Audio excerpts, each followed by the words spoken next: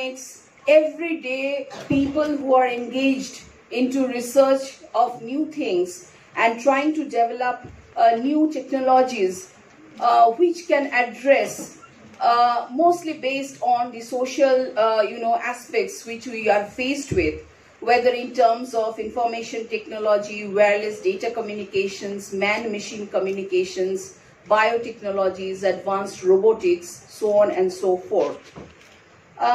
This emergence of technology, however, has impacted our life in a great way, because probably it has also changed the way in which we human beings are living in society.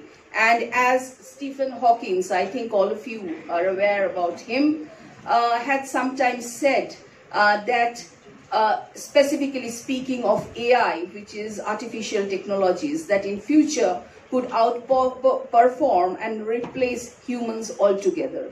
And that is presently, many areas, specifically given as a faculty given in education, where now we are talking of probably tomorrow we teachers may be out of jobs because there will be, AI systems who will probably do the work better than the way we are doing. Obviously, the human element would be something which is missing out there.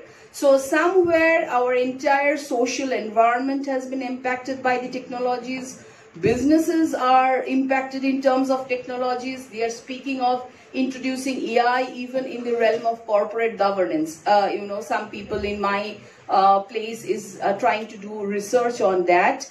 And therefore it has touched upon everybody, all of our lives, whether we are speaking of AI, whether speaking of blockchain, whether we are speaking of Internet of Things, information and communication technologies, so on and so forth. Say everything has gone online. So what they are saying is it's very, very difficult to really now, because earlier you need to raid those places and get out those people.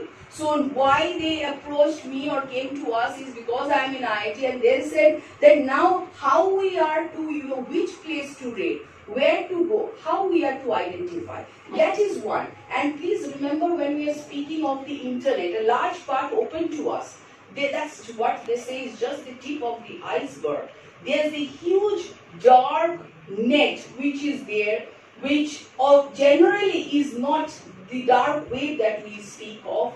And there's a lot of clandestine activities which are happening there, and it's very difficult for generally, as we generally browse through, for us to go in there and see what are the activities. There are a lot of Cambridge studies, etc., where you can see that, there are, let us say, pedophiles. They have a group of, lakhs of them, who have across nations. Please remember, obviously, because we have no boundaries when it comes to,